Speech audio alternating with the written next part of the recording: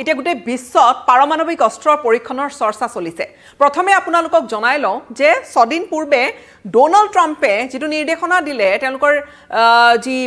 বিশেষ বিভাগক প্ৰতিৰক্ষা বিভাগক যে নিউক্লিয়াৰ টেষ্টিং কৰিব পাৰি বা নিউক্লিয়াৰ টেষ্টিং কৰিব লাগে সেই আসলতে নিৰ্দেশনা দিয়াৰ পিছতে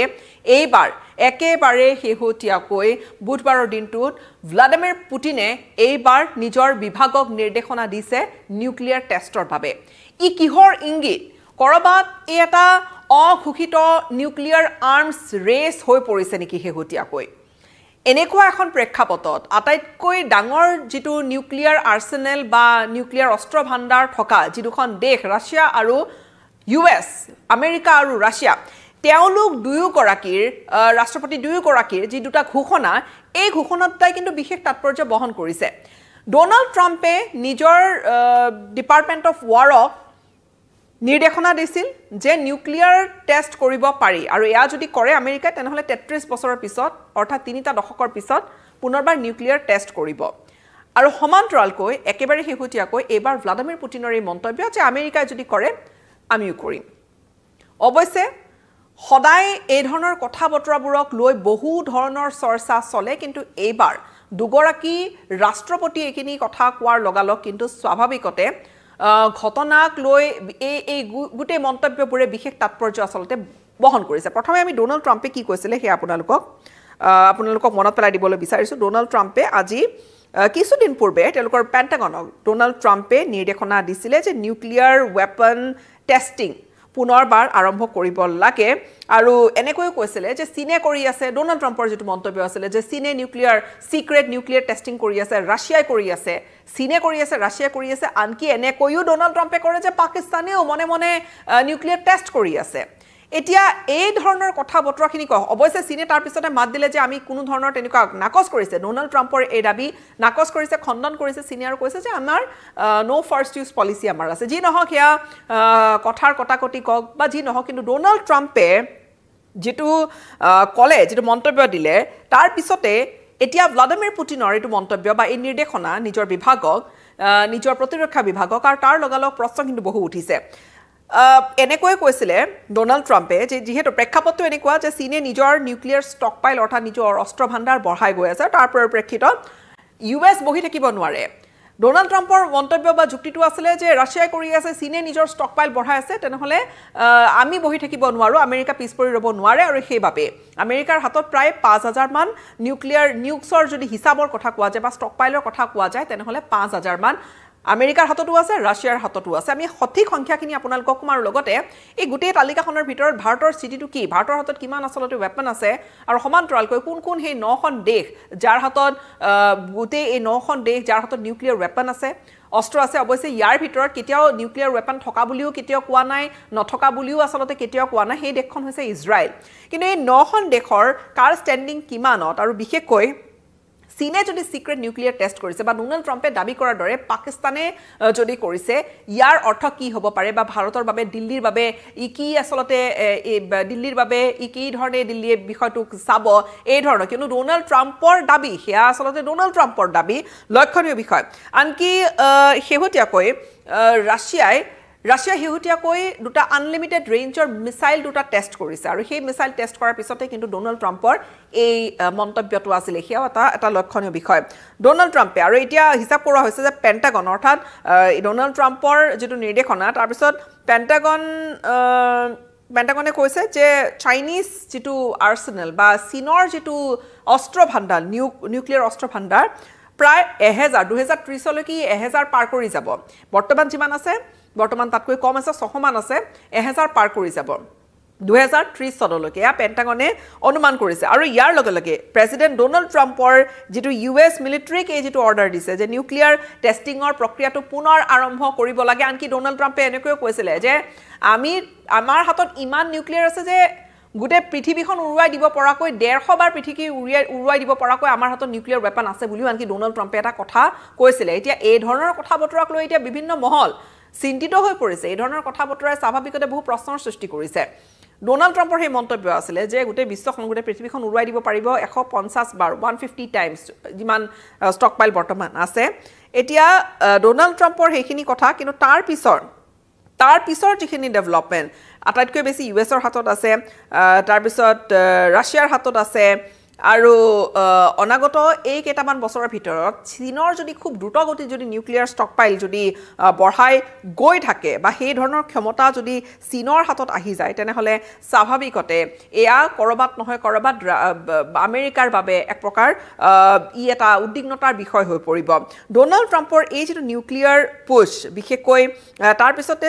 পুনৰবাৰ সেয়া এটা বিশেষ চৰ্চা এটা আনিছে যে কৰবাত এটা নতুন হঠাৎ যিটো এই পাৰমাণৱিক অস্ত্ৰ পৰীক্ষণৰ চৰ্চা চলিছে এই চৰ্চাটোক লৈ কৰবাত এটা নতুন আৰ্মছ ৰেচ আৰম্ভ হৈ গৈছে নেকি অৰ্থাৎ অস্ত্ৰৰ এটা অঘোষিত প্ৰতিযোগিতা কৰবাত আৰম্ভ হৈ গৈছে নেকি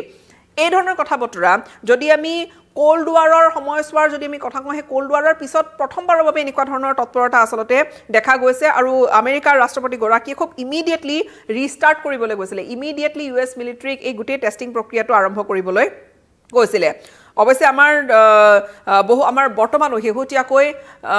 বহু বছৰ হ'ল বা দশক পাৰ হৈছে আমাৰ ভাৰতে কোনো তেনেকুৱা ধৰণৰ টেষ্টিং কৰা নাই বৰ্তমান সেই ধৰণৰ টেষ্টিং হৈ থকা নাই কিন্তু ডোনাল্ড ট্ৰাম্পৰ দাবী যে চীনে ৰাছিয়াই আৰু লগতে পাকিস্তানেও মনে মনে সিক্ৰেটলি গোপনে এই ধৰণৰ টেষ্টিং কৰি আছে আৰু তাৰ পিছত ডোনাল্ড ট্ৰাম্পৰ এই মন্তব্যটো আছিলে যে ডিপাৰ্টমেণ্ট অফ ৱাৰৰ নিউক্লিয়াৰ ৱেপনবোৰ ইকুৱেল বেচিছত টেষ্টিং কৰি থাকিব লাগে আৰু সেই ধৰণৰ কথা বতৰাৰে লিখিছিলে নিজৰ ট্ৰুথ ছ'চিয়েল প্লেটফৰ্মতো লিখিছে আৰু কৈছে যে বেলেগে যিহেতু কৰি আছে আমিও কৰিব লাগে যি নহওক এটা দীঘলীয়া সাক্ষাৎকাৰত এই ধৰণৰ মন্তব্য এটা কৰিছিলে আৰু সমান্তৰালকৈ আন এখন দেশৰো নাম লৈছিলে সেইখন হৈছে উত্তৰ কোৰিয়ায়ো টেষ্টিং কৰি আছে আৰু তাৰ পিছত ইয়াৰ পটভূমি যদি আমি কওঁ এই মন্তব্যটো ডোনাল্ড ট্ৰাম্পৰ অহাৰ ঠিক পূৰ্বে দুটাকৈ নিউক্লিয়াৰ পাৱাৰ ডেলিভাৰী ছিষ্টেমৰ ট্ৰায়েল কৰিছিলে ৰাছিয়াৰ আৰু সেই দুটা হৈছে এটা মিছাইল ছিষ্টেম আৰু এটা হৈছে পয়জেডন আণ্ডাৰ ৱাটাৰ ড্ৰোন আৰু এটা মিছাইল হৈছে বুৰেভেটছনিক মিছাইল ছিষ্টেম দুইটাৰে সফল পৰীক্ষণ ৰাছিয়াই কৰিছিলে এইটো আনলিমিটেড ৰেঞ্জৰ মিছাইল বুলি কোৱা হৈছে আৰু তাৰপিছতে এতিয়া এক প্ৰকাৰ ষ্ট্ৰেটেজিক যদি চোৱা যায় তেনেহ'লে সেই কনচাৰ্ণ আচলতে আৰম্ভ হৈছে এতিয়া ট্ৰাম্পৰ এই নিৰ্দেশনাটো এই যে ৩৩ বছৰীয়া ডোনাল্ড ট্ৰাম্পৰ এই নিৰ্দেশনাটোৱে আমেৰিকাৰে ৩৩ বছৰীয়া এটা যুগৰ যেন অৱসান ঘটাব যে তাৰ পিছত মৰেটৰিয়াম ইউএছ টেষ্টিং মৰেটৰিয়াম যিটো আছিলে 1992 চনৰ পৰা সেয়াৰ অন্ত পেলাব আৰু সমান্তৰালকৈ এতিয়া এই গোটেই কথা বতৰাবোৰ হয়তো কৰিবলৈ নিউক্লিয়াৰ ৱাৰহেড কিমান আছে কি ধৰণে আছে টেষ্ট কৰিবলৈ হয়তো ইমিডিয়েটলি নহ'লেও কিছু সময় লাগিব কিন্তু তাৰ লগতে ভ্লাদিমিৰ পুটিনৰ এই পুটিনৰ মন্তব্যটো এতিয়া আপোনালোকক যেহেতু একেবাৰে শেহতীয়া আপডেট পুটিনৰ মন্তব্যটো আপোনালোকক কম ইউএছ প্ৰেছিডেণ্ট ডোনাল্ড ট্ৰাম্পে যোৱাটো সপ্তাহত এইখিনি মন্তব্য কৰাৰ পিছতে ভ্লাদিমিৰ পুটিনে নিজৰ টপ অফিচিয়েলসকলক এটা প্ৰস্তাৱ এটা ড্ৰাফ্ট কৰিবলৈ খচৰা প্ৰস্তুত কৰিবলৈ কৈছে যে কেনেকৈ নিউক্লিয়াৰ ৱেপন টেষ্টিংটো কৰা হ'ব ডোনাল্ড ট্ৰাম্পৰ সেই মন্তব্যৰ পিছতে এইবাৰ পুটিনৰ তৎপৰতা পুটিনে নিজৰ বিভাগক নিৰ্দেশনা দিছে আৰু কৈছে যে আমেৰিকাই যদি টেষ্টিং কৰিব পাৰে তেনেহ'লে আমিও কৰিব পাৰোঁ অৱশ্যে আমেৰিকাই কৈছিলে যে ৰাছিয়া ইতিমধ্যে কৰি আছে সেই ধৰণৰ টেষ্টিং পুটিনৰ এই যিটো নিৰ্দেশনা ডোনাল্ড ট্ৰাম্পে ডিক্লেয়াৰ কৰাৰ পিছতে এই ধৰণৰ পুটিনৰ নিৰ্দেশনা পুটিনে কৈছে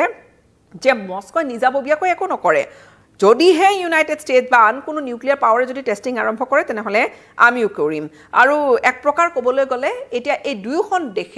দেশে এতিয়া ফুল স্কেল নিউক্লিয়াৰ টেষ্টৰ বাবে এক প্ৰকাৰ যেন তৎপৰতা বঢ়াইছে আৰু সাজু হৈছে এতিয়া সেইখিনি কথাতেই থাকে নে তাৰ পিছত আকৌ কেইটামান মাহৰ ভিতৰতে বা কেইটামান দিনৰ ভিতৰতে বা কেইটামান সপ্তাহৰ ভিতৰতে আমি প্ৰকৃতাৰ্থত দেখা পাওঁ সেই ধৰণৰ তৎপৰতা সেয়াও এটা লক্ষণীয় হ'ব কিন্তু এটা কথা নিশ্চিত যে